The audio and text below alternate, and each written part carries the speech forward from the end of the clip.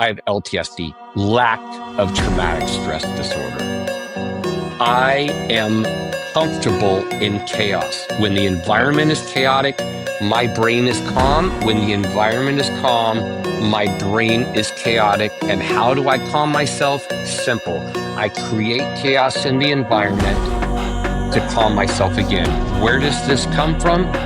It comes from a chaotic childhood that basically makes chaotic. The brain has to adapt. So when you grow up in a chaotic environment, your brain rewires itself in certain ways that we can now prove with science to make you calm in chaos. So chaos becomes your default state or your homeostasis. And yes.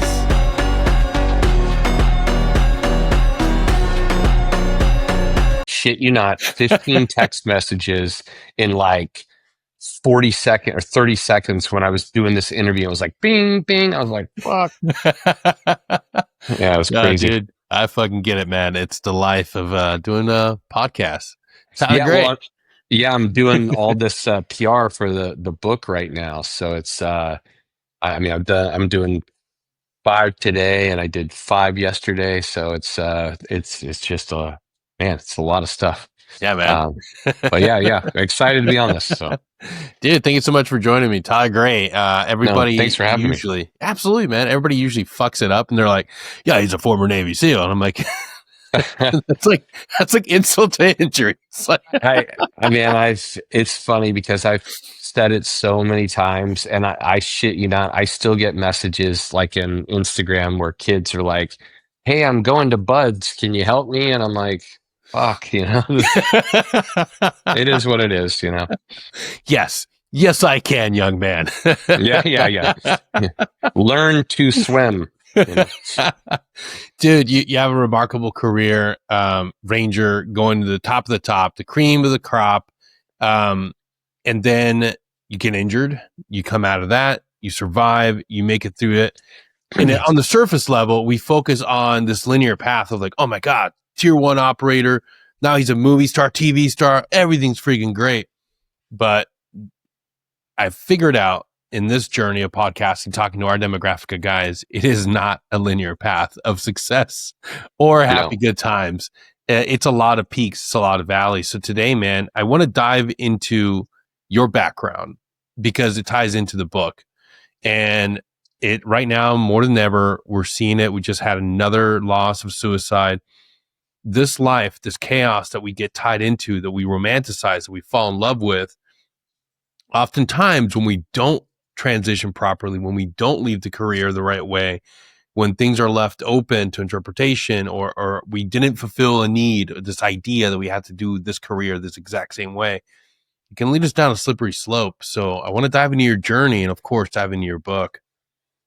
Absolutely. Yeah. It's there's a lot of misconceptions, and I think the reason I wrote this book was because I was told a lot of things, by the mental health community and again people trying to help, but a lot of the things they said just didn't fit for me, and they just didn't make sense. And I remember it kind of all started with a meeting I had with a therapist, and she was talking about, hey, you have PTSD. And I was like, obviously I heard, I knew some degree, one of my favorite movies as a kid was First Blood. So, I had a level of awareness, but I wanted their definition. And I said, well, what does that exactly mean? What is that? What is signs, symptoms, etc.? And she explained it. And I went, yeah, that doesn't fit how I feel. And she's like, well, and it sounds like you're in denial on that. And then I just kind of stopped and look, to be honest, I can be an asshole. And I just said, have you had PTSD? And she said, well, no. And I go, well, then what the fuck do you know about it? Honestly, not, Yeah. I wasn't trying to be an asshole, but I was just going, if you have no personal experience in this, then what do you really know? You know what you've learned, but if you haven't personally gone through it, if you don't have personal experience, then you're missing I'm telling you what it is, and you're telling me what you think it should be. Exactly. And so that led me on a 15-year journey to really come up with what I thought fit me, and it turns out what fit me seems to fit a lot of others. Yeah, it's so true. I want to pause and reflect on that and kind of dive into it. Like many of our veterans that have struggled and gone through something, it immediately pushes us towards advocacy and awareness and education. That's where my path went. Like I do this podcast, but my 9 to 5 is peer support, going to school for this stuff. And one thing that I focused in specifically in psychology is that exact mindset that provider had. They have no tie to the community. They don't understand the problem set from having lived Yep. experience. Yep. And we hear this term of being culturally aware and culturally sensitive when it comes to a myriad of every other issue out there, whether it's like purple hair people and all this stuff. You got to be culturally sensitive and spun up on that culture. But we don't have the same focus when it comes to our veterans and what they're fighting. It's all through DSM-5. It's all through analytical research. Well, it's worked through this, and it's always through the lens of a pharmaceutical intervention. Uh, brother, you're preaching to the choir. Look, it's hard for me where I'm at now because on one hand, I don't feel like a lot of people are. I don't feel like that industry as a whole has negative. Let me rephrase. The pharmaceutical industry, absolutely negative intent. I think Yep. that's definitively obvious. Most of the people going through, school to be therapists, etc. I don't think, the vast majority of them have any negative intent. I think they, by and large, want to help people. The problem is that the system is fundamentally designed not to help. It is Yep. designed to treat symptoms and never cure the disease. And what we've been told is the disease. I'll say a simple, I can absolutely destroy PTSD on multiple levels through their own diagnosis. And quite frankly, the things that the mental health community has come up with in my opinion, is embarrassing. It's really embarrassing. And I believe either they're completely incompetent, which is possible, or they know what the actual problem is and they're not putting treatments towards that for a specific reason. I'm assuming that reason is profit. So um, it's hard for me to not be somewhat frustrated with that system. And I'll just say this about PTSD. If, sorry, PTSD awareness and PTSD treatments are at an Mm. all-time high. Yep. And yet the problem is getting worse. So the only logical conclusion that any reasonable person, I think, could come to is if treatments and awareness was at an all-time high and it's getting worse, then what they're saying is the problem can't be the problem. So Yep. I think they've misdiagnosed the disease. I'm not saying PTSD doesn't exist, but I think it's a symptom. The other reality is, who can have PTSD? Is it veteran specific? No. Nope. Who can have it? Anyone. For what? Almost anything. Anything that is traumatic. If Exactly. anyone can have it for anything, then by that sheer logic, it cannot be veterans specific problem. It's not logical. And yet we're being told Yep. it is. And that just goes against obvious logic, in my opinion.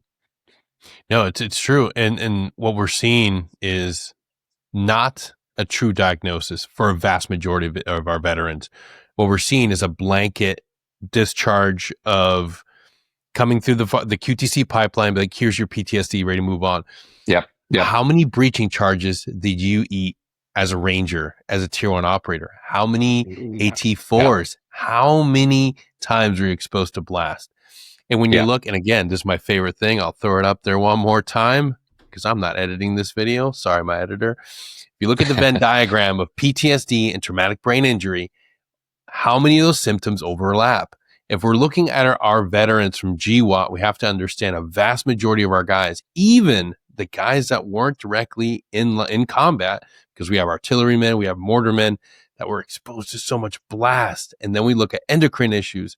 It's a whole body issue. And we're not treating it that way.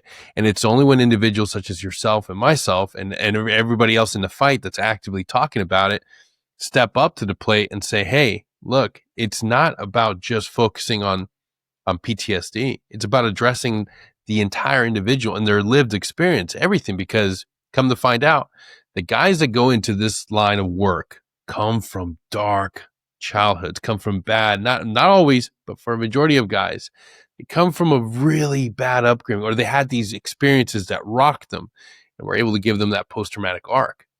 And that's something that we yet to focus on when it comes to like looking at the entirety of our GWAT veteran history. Um, okay. First of all, I just want to make it clear to anyone listening: you and I have never spoken. Well, we coordinated this, through some LinkedIn. messages, but yeah, through LinkedIn. But you and I have never spoken about this. And dude, you couldn't be more preaching to the choir. So, what my book is about, the term "forged in chaos" is kind of a double entendre. When people initially see the title, it's intentional that I want them to a certain degree think that I'm saying forged in chaos from combat. The Mm. title Forged in Chaos is not about combat. My book is about the fundamental pattern, that the mold that we are all forged in, which is, as you just said, a chaotic childhood. And the reason I'm using chaotic and not traumatic, you said the vast majority of members have traumatic childhoods. The reason I'm saying chaotic is, though I've talked to many veterans who I'm like, yeah, I think you had a chaotic childhood, and they associate that with traumatic, and they go, oh no, my childhood wasn't traumatic. My parents didn't beat me, or whatever. I lived in a good home. And then I go, oh, okay. But then I dig deeper and I start asking certain questions. And 100% of the time, what I've found with those people is that they had chaotic childhoods. Mm. Like one was like, no, I had a great family. And I'm like, did you move a lot as a child? Oh, yeah, we moved every 6 months. And I'm like, see, that's chaotic for a child. That is absolutely chaotic. A child's system is not designed to move that much. Their entire world is changing every 6 months. And for a child, that is traumatic. It's not traumatic for an adult. So when you look back at your childhood, you don't see it as traumatic, but as a child, you did. So even the quote unquote exceptions, and I'm not saying there's not true exceptions that didn't have that. But by and large, the vast, vast majority of this have chaotic childhoods. And that creates so many things that just sets this entire pattern in place. And that ultimately is what the book is about. Yeah, let's dive into that because there's so much truth to that. It doesn't have to be like, look, you don't have to be trafficked from Panama and come to the United States and live a chaotic life. Doesn't happen Yeah. for everybody. Just saying, Yeah. it's a very Yes. unique subset of situations for people. But you can absolutely go through life where things happen. You loss of a parent, loss of a sibling. These things change you, and there's this great mechanism that for some reason, I don't know how it started. I don't know what psychology program came into fruition that they developed it. They figured out a way to tap into exactly what makes a really good soft professional. And some of those things overlap. And we're pulling these guys into these careers and they're crushing it. But on the backside, when the career is over, when the carousel stops and that record scratches and it's done, you have to come to this place where you have to understand, like, okay, I owe it to myself to heal. But that's become this very this difficult conversation to have with our type of guys. We're still very hesitant to admit that, hey, there's something wrong, and it's normal. It's normal to go through this. Your career's ending. Take a knee. Go get help. How did that manifest in your life? Were you able? Because like I said, we see Tyler crushing it on screen. We see a little bit of ourselves and we're like, fuck yeah, one of us is making it. One of us is out there succeeding in life. But we don't see the behind the scenes buildup. We don't see what it took to get there. And oftentimes the struggle that still goes on. Yes, absolutely. So for me, uh, so I'll kind of go back to the basis of all this. So what I think, as you said earlier, I went to Warriors Hearts detailed in the book, and the one thing that I saw that was common among every single person I saw there was a chaotic childhood. And I looked at it and I went, why aren't we talking about this? Every single one of us has a variation of the same childhood story, and yet we're really not focusing on that. And Warriors Heart's an amazing organization. Tom Spooter is a freaking amazing guy. But that was just something I saw that I'm like, well, that's important. If we all have that, then there's got to be some connection here. And I really, through my journey, I there was multiple different points where I realized different pieces of the puzzle, and I had struggled, for years on doing all these things that I didn't know why I was doing what I was doing, and PTSD didn't explain it. And so for me, it was figuring out each time I figured out a piece of the puzzle. It wasn't until maybe 3-ish years ago that the puzzle was complete enough to where I started to see the full picture of what the fundamental overall issue was. And once I realized that, then I was like, okay, now I need to explain this, come up with an overall way to make people understand, give solutions, and then put this out to others to help. But it was a really long process in order to do that. And as you said, everyone was, looking at me at different points and going, "Oh, he's doing great." When in reality, I wasn't. I was a mess, an absolute mess. And my book really chronicles that I was, even when people thought I was doing great, I was doing bad, and uh, the process by which I figured out each of those pieces of the puzzle.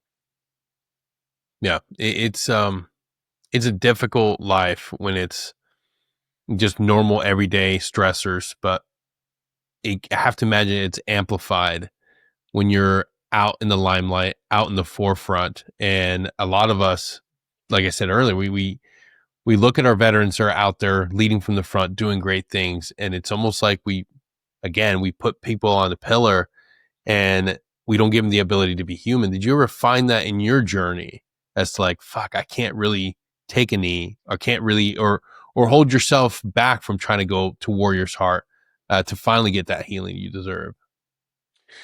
So for me, one of the things I talk about in the book is, and I'm going to start with this because this will kind of lead to what you just Yeah. asked me. But you know, as a child, you have a chaotic childhood.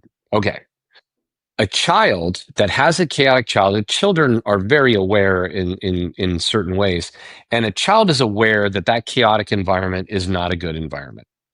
And so what happens is children are egocentric. So they think that they are responsible for, the environment, for the world.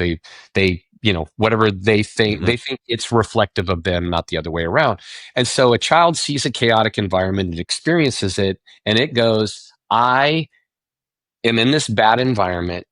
And therefore, the only reason that the environment could be bad is because I must be bad. And what that creates, so the innate you, the real you, and the real me, and the real vast majority of us in this community, the real us inherently is a born warrior and a born good person. That's who we are. But then you have a bad environment, you feel responsible for it, and therefore you feel that you're innately bad, which is why the environment's bad. That leads to a lack of self worth. In my personal opinion, lack of self worth is the core disease in the veteran community that no one talks about. I can give hundreds of examples of this, but I feel, and in the book, I talk greatly about how self worth is a core issue. And I can show how it manifests in multiple ways. But let me just say this: there's no possible way somebody is committing suicide that has a self worth. There, there, there's no way. There's no way somebody is committing suicide that has any real self worth. Does that make sense? You Yeah. can't value yourself and take your own life. It just doesn't work like that. And so, again, when we just go, oh, guys are killing themselves for PTSD, no, no, no. It makes a lot more sense that it's a self worth issue. But let me give you an example. So, you have a lack of self worth. How do you, when you're younger, try and, if you have no internal self worth, we all know that we need self worth in life. So, what we do to get it is we look for external ways to give ourselves self worth. I call it Yep. trophies. The trophies are, I'm going to do, and this creates what I call hero syndrome on the warrior side. I am Yep. going to gain self worth by doing good, heroic deeds. In my opinion, that is, I think, why we joined. We are Yes. looking to create worth and value through our deeds. It's also the exact same pattern in first responders, and you see it over and over again. Here's the other interesting side effect of that child of the chaotic childhood. The chaotic childhood innate you is a warrior, and that creates the hero syndrome that the warrior is trying to achieve. But the other thing that is created, I'm calling, is the destroyer. And the destroyer Mm. is the you that you create. It's the mask. It's the character that the child you or the young adolescent you creates to protect yourself from a dangerous and difficult and hurtful environment. Now, we all Yeah. talk about the That war within. Go ahead. Sorry. no, that's you brought up two great things right there. I've met so many of my friends, and myself included. We don't see ourselves as the person that's doing great. You give away all that power, all those attributes to something else. Um, Yep. it's almost like you create a persona of who you are to succeed.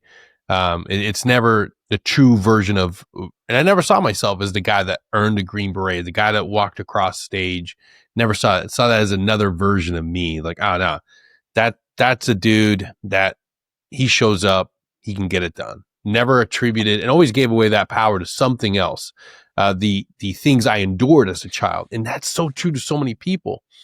But one thing that I realized after going through and diving into the books was the absence of self compassion in my life and the amount of pride and self-esteem that I had from doing sports and doing great things is like you anchor everything on the achievements. You anchor everything on like, fuck yeah, the external motivator, but you never develop self-compassion. You never, and that's reading Kristen Neff's book. Shout out to her, an amazing doctor that studied this and its component into mindfulness. It's like, holy shit. We never had, we always have, if you're lucky, you had a positive male role model that said, hey, son, take a knee. You failed, you'll succeed again. But by and large, for a lot of us, we didn't have that. Anytime No, we failed or missed a school or didn't do something, you were, fucking, you're a piece of shit. It was that negative motivator. Don't be a piece of shit. Never, hey, tomorrow's going to be a better day. You'll go back, you'll crush it. It's always that negative connotation of like, you're a piece of shit, do better. And it continues to go on that way, and no one's talking about this. No one's talking about I, having self-worth. I, dude, I couldn't agree more. And again, you've discovered it, I've discovered it, and I think it needs to be talked about because again, I truly believe that is the core issue. And Yep. as you said too, I didn't really have my father around as a child. I never really had I absolutely did not have a male role model other than Han Solo, quite frankly, watching Star Wars and Yes. that's where I learned, I'm like, that's what a man is, right? Like, that's what a man is. And so, that lack of self worth, it leads us to, so you create the destroyer. The destroyer is created as a better version of you. It's a character that's Yep. created that can do the things that you can't. It's the confident version of yourself that creates. The problem is it's not real. But the bigger problem is the destroyer that is created to protect yourself isn't really a good person. It was Mhm. created out of survival. The innate you is the warrior. The destroyer is a bad person who does bad things.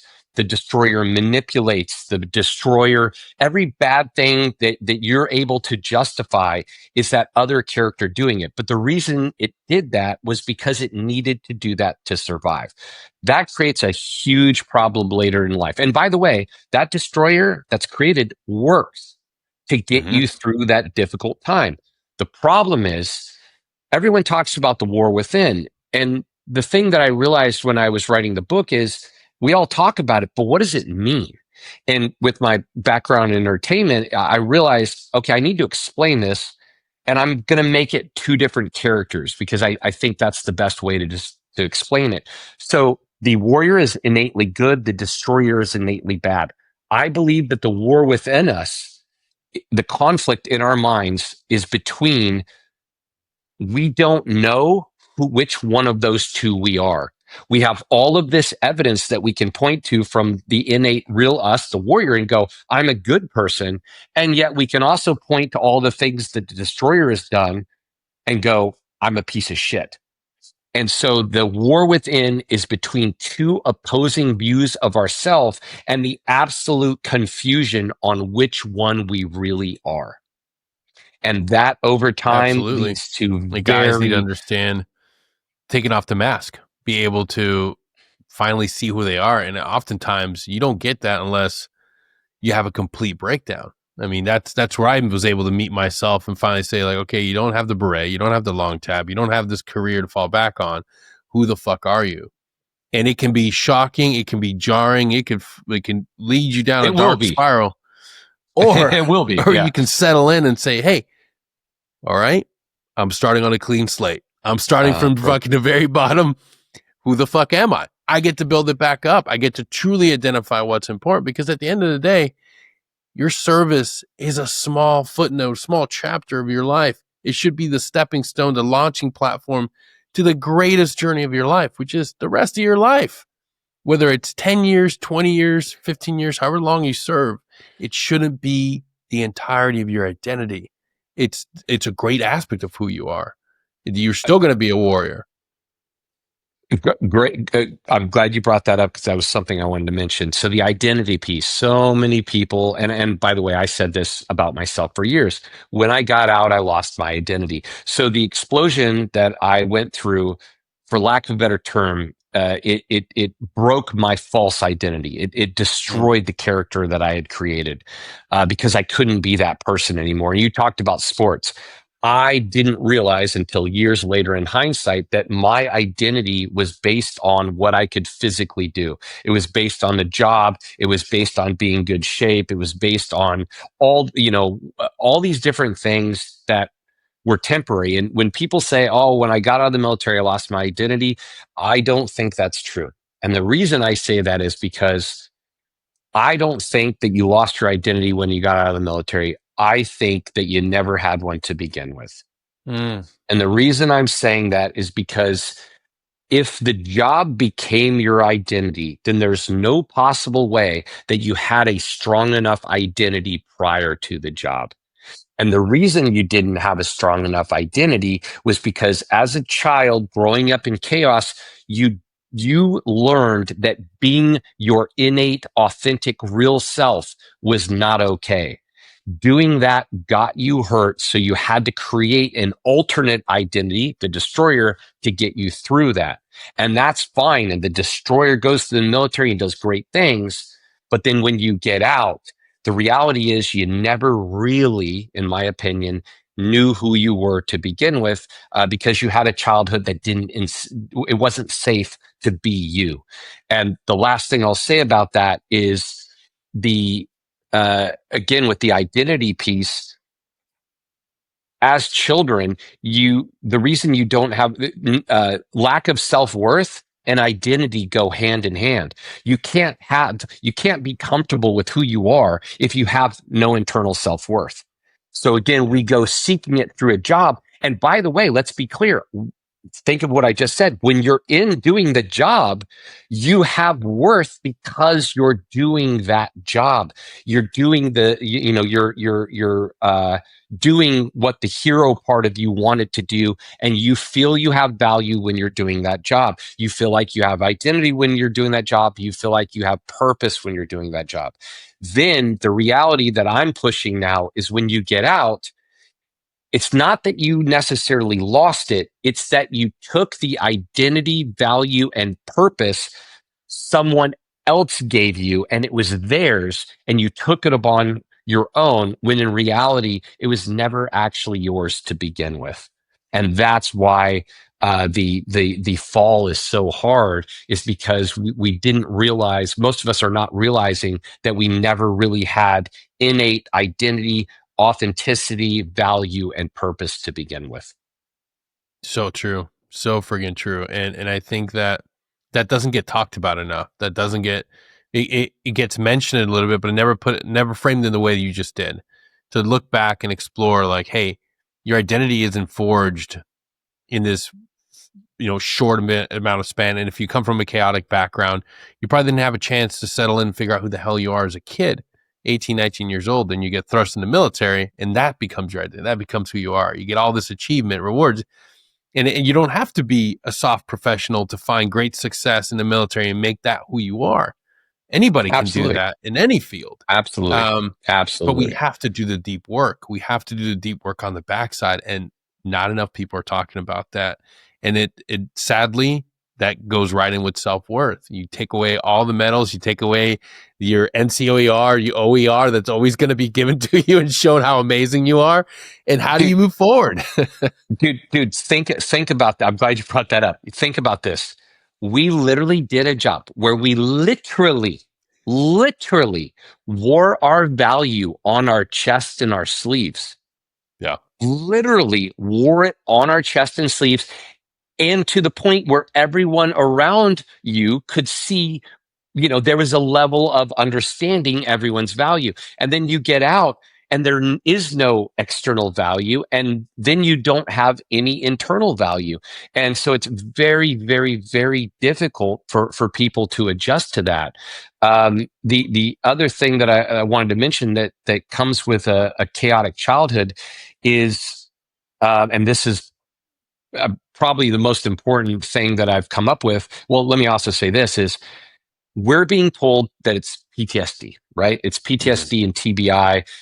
And I wanted to mention, you mentioned TBI earlier, and I want to mention on this. One of the biggest problems with TBI is that, as you know, TBI has to be calculated off of a pre exposure baseline, Yep. which they're not doing. I think recently certain units started doing it, but definitely not when I was in. I'm sure when you're in. So there really is no way for them to truly understand how those blast wave propagations have actually affected the brain. Also, TBI and even trauma to the brain from events looks very similar under different scans. So it's almost impossible for them to separate what caused what.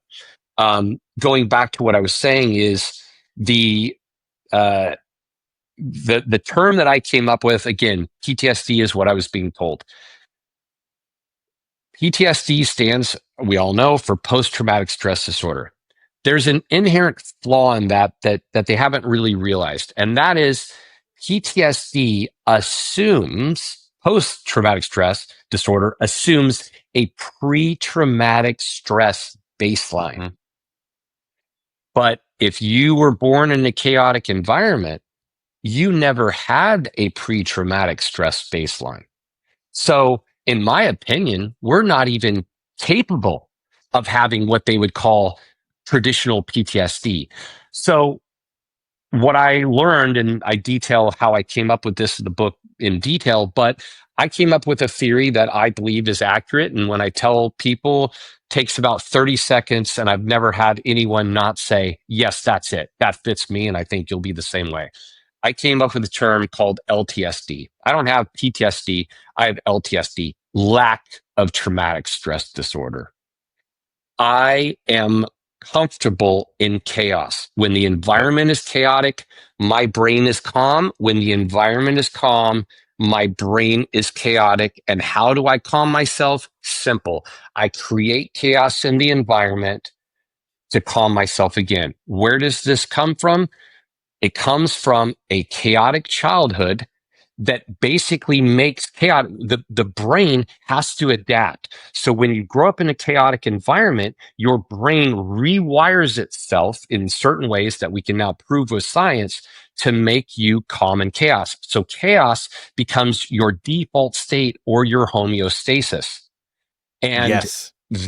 Yep. Yep. right, That's why, that's yeah, it. that's why stellate ganglion blocks, anybody that's ever had a stellate ganglion block, for vast majority of us, it's not just one. You need several unless you go to the stellate center, link in Yeah. bio for that place. Amazing. But the first thing guys say when they reach back out after they've done it, it's like, I've never felt this. Is this normal? Is this normal life? I'm like, yeah, brother, that's true. Zero level, like baseline. You're That, just steady state. And it blew my friggin' mind. And I had to go through five of those fucking things to feel like, oh shit, the world's not falling apart. This that is normal. This is what everybody else is feeling. Yeah. and so here's a critical point. Dr. Eugene Lipoff is actually one of my partners in one of the business that we're doing for healthcare. But and he's a great guy. He's I'm sure you know him from Stellan Ganglion Center. Um, Yep. but it's absolutely, think of it this way. We don't have that pre-traumatic stress baseline. We create chaos in the environment to calm ourselves because that is our default state. And when I realized that and understood it, and I tell people, everyone goes, yes. So then you got to go back to all the people that don't have that baseline. And the reality is, we are talking when everyone was telling me about PTSD and all these different things, I kept saying this to them. I'm like, you don't understand. What you're telling me is a mental thing, and you think I can talk therapy out of this. What I'm trying to make you understand is there is something, I can feel something different in my brain and body. It doesn't work the way you're saying it should work.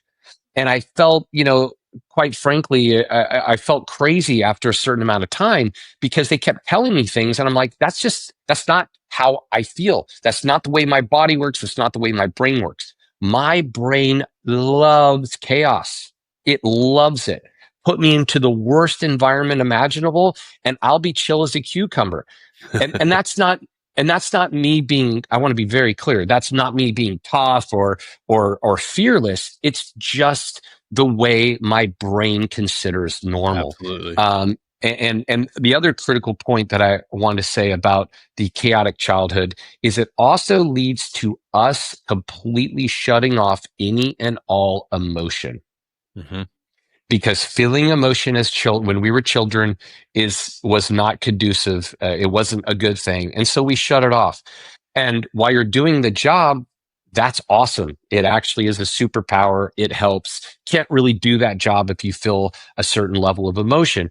The problem is once we're stopped doing that job, as you talked about earlier, emotion will be present in the body until it's felt and felt adequately. That's the phrase I came Yep. up with. And so the biggest thing that I think people need to understand, and you started talking about earlier, but I can't stress enough how important this is our medical system, our entire medical system. And by the way, the VA gets a lot of heat, a lot of hate, but I'll say this about it. The VA is doing the things it's doing because it's a part of an overall bigger broken system. And Hmm. actually, I shouldn't call it a broken system. It's not broken. It's doing exactly what it's designed to do, which is treat symptoms and never cure diseases. Yep. What people have to understand, veterans watching this, first responders, anyone suffering through the stuff, what you have to understand is you do not have a problem mentally. You do not have a problem mentally. You have a problem physically. absolutely critical. And the insane part of the mental health care system is that for some reason they're treating the brain as if it doesn't reside in the body. And Yeah. that is just, quite frankly, it's ludicrous. It's laughable. And it's, again, I'm sorry, but I got to say it. It's pathetic. Yep. It's pathetic that we're in 2025, and that hasn't been realized and changed and fixed. And again, just look at it this way: we know for a fact, it's not debatable. We know for a fact that even PTSD itself, the actual diagnosis, is a fundamental nervous system injury. Fundamentally, it's a nervous system injury, part of your autonomic nervous system. And yet, we're told that the treatment is drugs and talk therapy. Yep. The drugs aren't treating the nervous system, and the talk therapy is not in any way essentially affecting the physical body. Maybe it is slightly, but look, we all know, anyone's been through talk therapy knows it in itself is not enough to fix the problem, and we need to start looking at it as a combination physical and mental Yes. problem, not just a mental one. Absolutely. It's an all hands on deck approach. And I say this all the time. You want to go to combat with one weapon system. I never went into a firefight with just me, myself, and my M4. No, you went on with a fucking patrol, with a team, with a platoon, with a fucking company of hitters, with, Yeah. you know, with organic weapon systems and additional weapon systems to take the fight to the enemy. You took everything you could. It shouldn't be a fair fucking fight. The other thing is we focus on everything that's going wrong and we don't fucking highlight the good that's in your life. And then that person leaves the office, goes to their home, and all they're focused on is trying to fix all these things that they're saying that is wrong with their life. What fucking hope do you have when you're only focusing on the shit that's wrong? You gotta highlight the good. You gotta highlight the positive in your life. I get it. When you're in a dark place, you don't want to focus on that.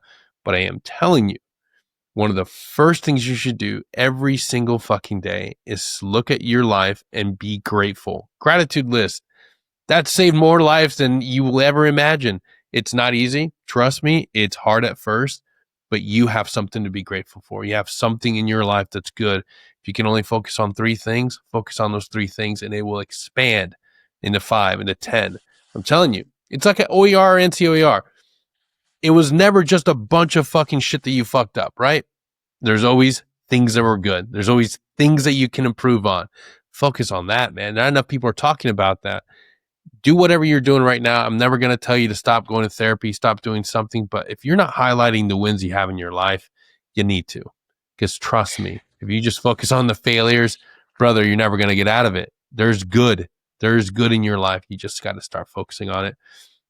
Slide in the comments. Be willing to debate me. Even right now, I'm on Spotify. You can stop right now. You can send me a text. It's a great new feature.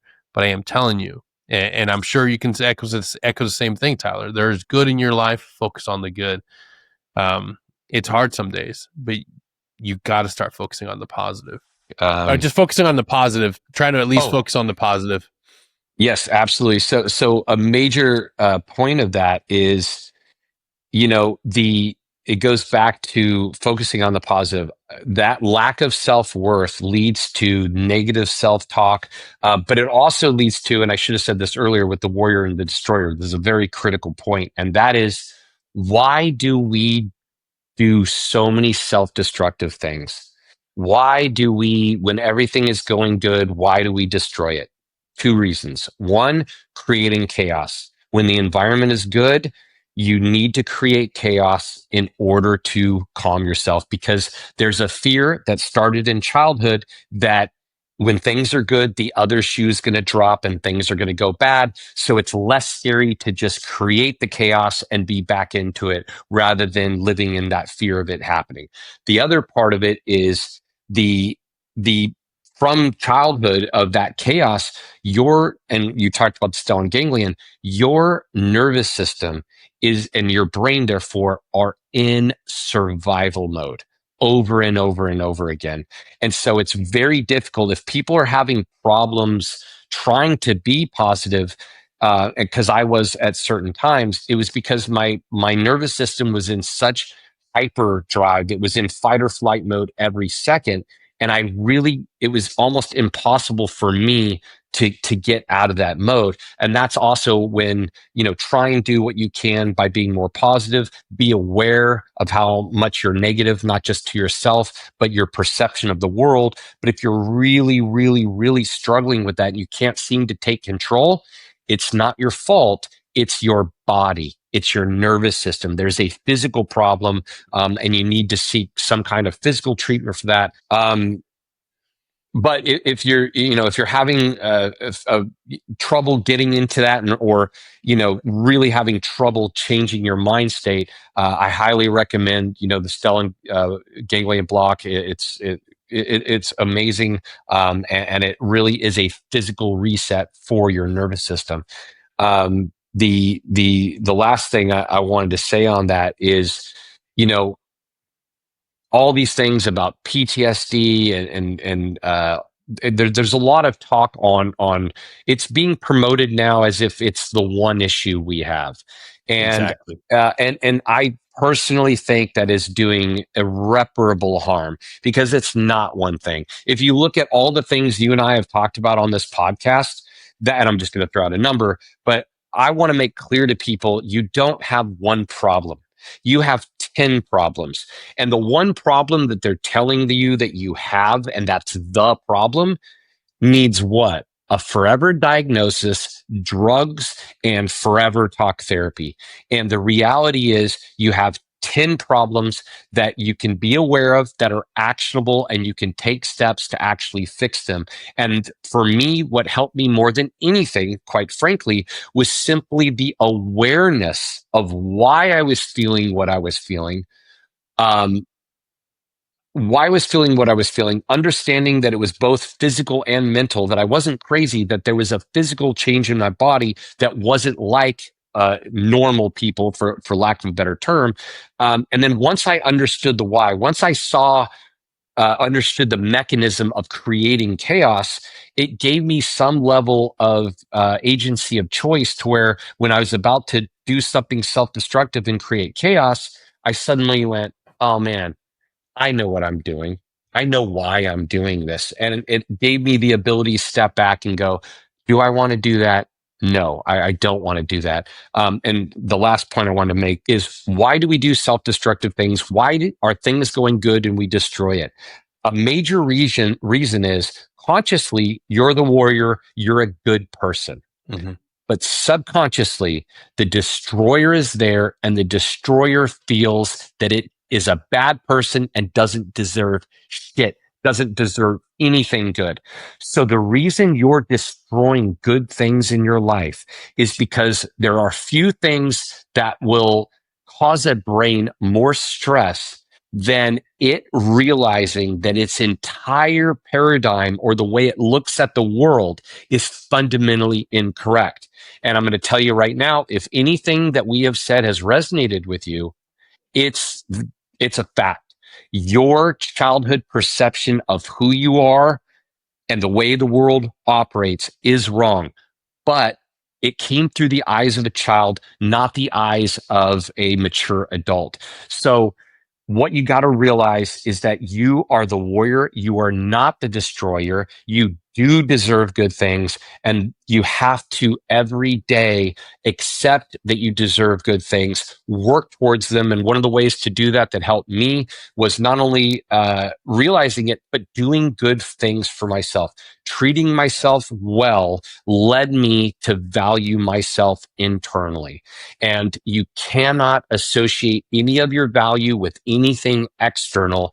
You have to accept yourself for who you are internally, with nothing, no trophies. Doesn't matter what you did, doesn't matter what you have, doesn't matter if you're in good shape, bad shape, old, young, all those things that I used to value myself based on.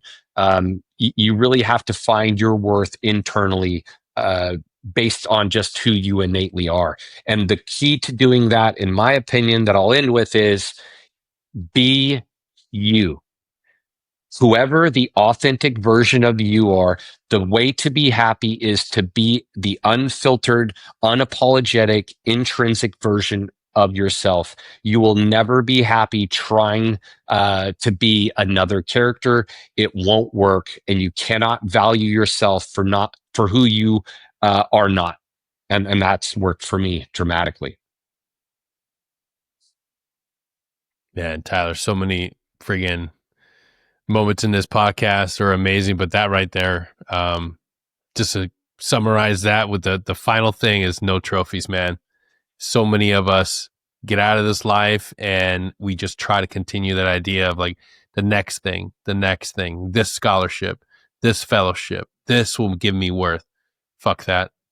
If you don't get the call back, it doesn't take away from who you are. If you don't get that next thing, it's not you don't need that to find your worth. You got to look inside, man. But brother, you said it to me earlier on this podcast, oh, you done this, you done this, you did this. Exactly. I did all those things that people look at and go, oh, you're a success. I never felt anything more than a worthless person who didn't deserve any of what I had because of that internal self-worth issue. And it took me obviously years to realize that. But I can tell you, having money, having, being on a TV show, being in a cool unit, as you know, none of it made me feel good. None of it made me feel worthy. None of it made me feel happy, or I never valued myself from those external things. And it wasn't until I realized that entire pursuit, and I'm not saying it's not good to pursue, great things. 100% it absolutely is. And I still am going to pursue, things, but at the same time, you cannot base your value off those things. And Yes, once you accept your value for who you intrinsically are, then good things will come to you because you will allow good things to come to you because you will feel that you deserve them. absolutely, brother. The name of the book, one more time, Forged in Chaos. and it comes It's out when? literally 3 weeks from today. It's up on Amazon pre-order right now, but it comes out three weeks from today. Please, when we get off here, send me your address. I'll send you a copy. Hell Actually, yeah. I have a copy right here. This will be your copy. I'll send this one to you right here. So it looks like Heck yeah. this. And it. I want to also be clear, there's some war stories in the book that are important, but what I would say the book is really about, it's not just for veterans, it's not just for first responders. Truly, it is for anyone who has that chaotic childhood, that fundamental baseline that sets that pattern that affects us for the rest of our lives until we recognize it and change it. And it's my hope that this book will provide a light for others that are currently in the dark, like I was, and I'm sure you were for a long time. Absolutely, brother. I can't thank you enough for being here, for writing this book, and for being another shining example of what we can all achieve as far as enlightenment, understanding, and then advocacy. Because it's not just, like I say all the time, it's not about just getting out of the void yourself. When you get on the other side of your journey, when you're back on the right road, and you're healthy, you're crushing it again, look behind you, reach back into that dark pit and help pull somebody else out. Look, QRF is not coming. There is no speedball coming. It's just you and what you got organically in this firefight. You got to face out and put all the guns out there and start talking guns, man. Your buddy might need you today. It's summertime. This will still air in a couple of weeks. I need you to understand, in the last few days, we've lost 3 or 4 individuals, and we will continue to lose more through the summertime peak. I don't know why. There's a lot of theories. Afghan fighting season took a lot of our friends, so we're wallowing in this. Check on your friends. Check on each other. Stay connected. If you've ever served in the 82nd, you remember this phrase, LGOPs, little groups of paratroopers. Keep each other in the fight. Thank you all for tuning in. Tyler, thank you so much for the book and what you're doing. And My to everybody pleasure. listening, please stay connected, stay in touch, and we'll see you all next time. Till then, take care.